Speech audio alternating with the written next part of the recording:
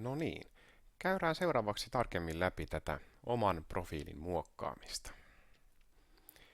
Eli jälleen, nyt kun meillä on se käyttäjätunnus tänne palveluun, voidaan käyttää joko niitä etusivun linkkejä tai klikata tuolta palvelun oikeasta yläkulmasta, kun ollaan tultu tänne sisään. Kirjaudu kautta liity jäseneksi ja antaa oma käyttäjätunnus ja salasana.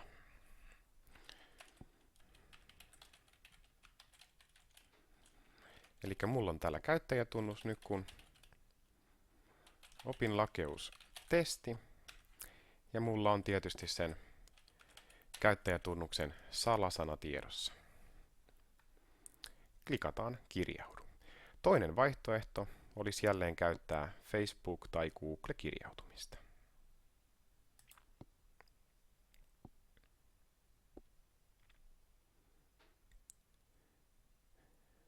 Seuraavaksi käydään ihan kohta kohdalta nämä profiilin alta löytyvät tiedot. Eli kaikista näkyvin ja tarpeellisin näistä eri asetuksista on tietysti tämä omat tiedot-sivu, jonne voidaan antaa se oma avatar-kuva, eli oman profiilin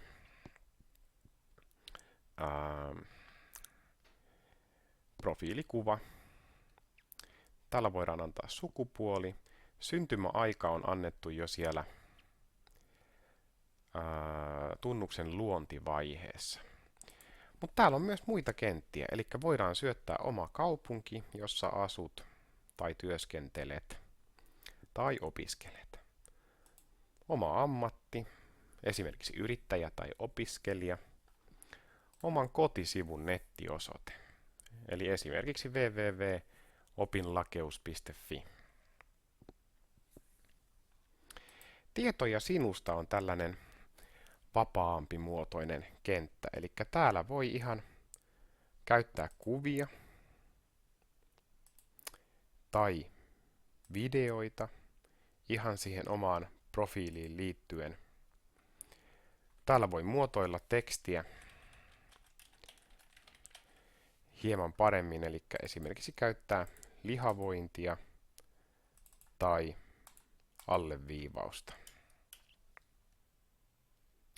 Lisäksi tekstiä voi muun muassa ihan keskittää,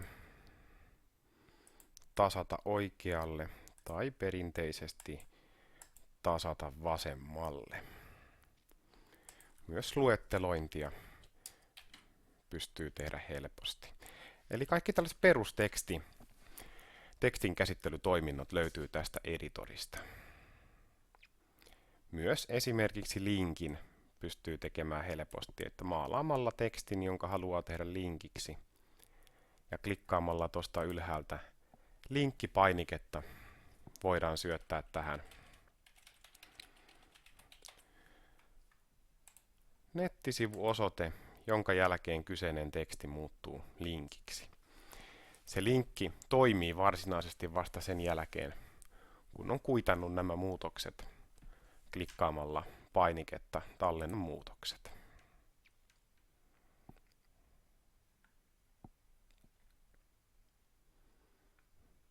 Eli tämän jälkeen, jos käy kurkkaamassa sitä omaa profiilisivua, niin sieltä löytyykin hieman enemmän tietoja. Ja nyt kun tein tuosta testiä sanasta linkin, niin ihan sitä klikkaamalla nettisivu avaakin tänne uuden välilehden, josta sitten aukeaa se määritelty linkki. No mitä täällä on omien tietojen lisäksi, niin tänne voi laittaa itselle tällaisen vakioallekirjoituksen, joka on käytössä siellä foorumin puolella sitten, kun esimerkiksi kommentoi jotain toimeksiantoa tai osaamistarjousta. Lisäksi täällä voi muokata omaa sähköpostiosoitetta, jos se esimerkiksi muuttuu. Täällä on huomio, että esimerkiksi jos salasanaa vaihtaa, tai vaihtaa siis tätä sähköpostiosoitetta, niin pitää syöttää oma salasana uudelleen. Täällä voi omia muita palveluita, joita on käytössä, niin syöttää vaikka oman Skype-osoitteen tuohon alle.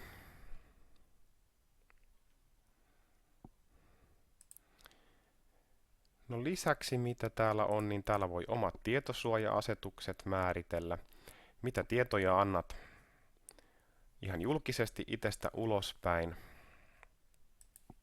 Tai vaihtoehtoisesti voi säätää, että ainoastaan sisään kirjautuneet käyttäjät näkee osan niistä sun tiedoista.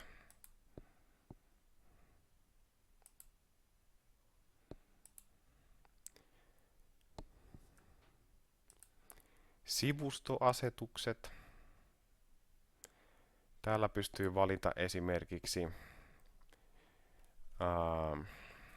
viestien seuraamiseen liittyvät asetukset, huomautukset ynnä muuta sellaista.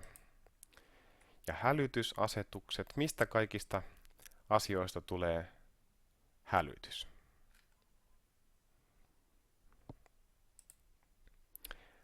Tämän oman profiilikuvan voi muuttaa myös omasta valikosta, eli tuo avatar-kohta löytyy myös täältä valikoista. Ja sen lisäksi, että sen oman tilin voi luoda Facebookin tai Googlen kautta, niin sen oman tilin voi yhdistää näihin kumpaankin palveluun tai vaan toiseen myös myöhemmin. Ja tietysti oman salasanan voi vaihtaa tuolta kohdasta salasana. Lisäksi täällä on uutissyötteet, keskustelut, hälytykset. Voi tarkkailla omia tykkäyksiä, omia viestejä, seurattavia jäseniä sekä sitten tällaista ikään kuin omaa blacklistia, eli jos et halua seurata jonkun käyttäjän toimintaa täällä lainkaan, niin ihan syöttämällä tähän henkilön nimen, niin täältä voi ihan suoraan avautuvasta valikosta valita, että tätä henkilöä muuten en halua seurata.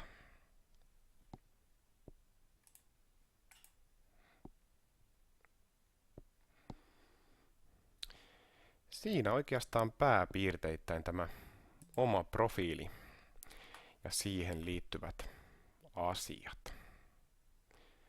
Sen verran vielä, että jos haluaa sitten linkittää sen oman profiilin jonnekin muulle sivulle, niin samalla tavalla kuin näissä osaamistarjouksissa ja toimeksiannoissa, niin tämä oman profiilin URL-osoite on ihan yksilöllinen, eli tämän linkittämällä voit syöttää sen oman profiilin osoitteen esimerkiksi jonnekin nettisivulle tai vaikka sähköpostilla jollekin toiselle henkilölle.